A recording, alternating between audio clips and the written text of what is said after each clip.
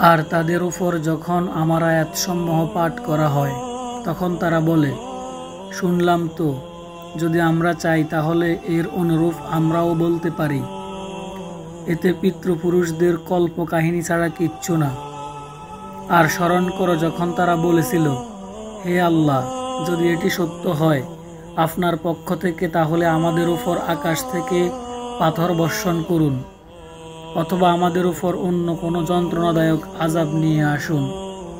আর আল্লাহ এমন নন যে তাদেরকে আযাব দিবেন এই অবস্থায় যে তুমি তাদের মাঝে বিদ্যমান, এবং আল্লাহ তাদেরকে আযাব দানকারী নন এমত অবস্থায় যে তারা ক্ষমা প্রার্থনা করছে।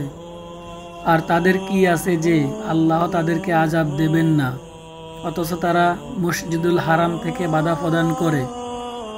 আর তারা এর অভিভাবকও নয়, তার অভিভাবক তো শুধু মুত্তাকিগণ, কিন্তু তাদের অধিকাংশই জানে না।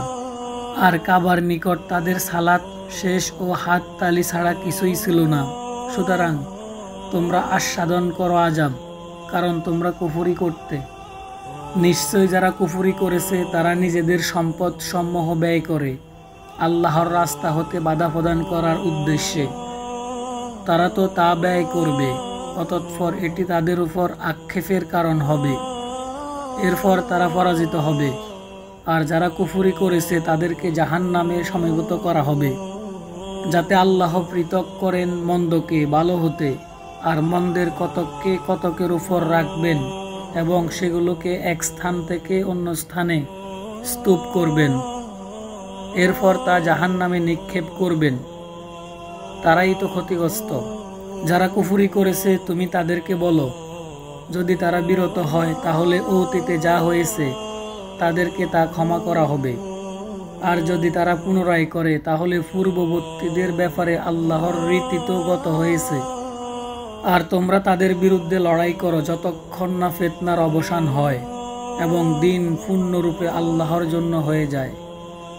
তবে যদি তারা বিরত হয় তাহলে নিশ্চয়ই আল্লাহ তারা যা করে সেই বিষয়ে সম্যক দ্রষ্টা। আর যদি তারা পৃষ্ঠ প্রদর্শন করে তাহলে জেনে রাখো, নিশ্চয়ই আল্লাহ তোমাদের অভিভাবক, তিনি কতই না উত্তম অভিভাবক এবং কতই না উত্তম সাহায্যকারী।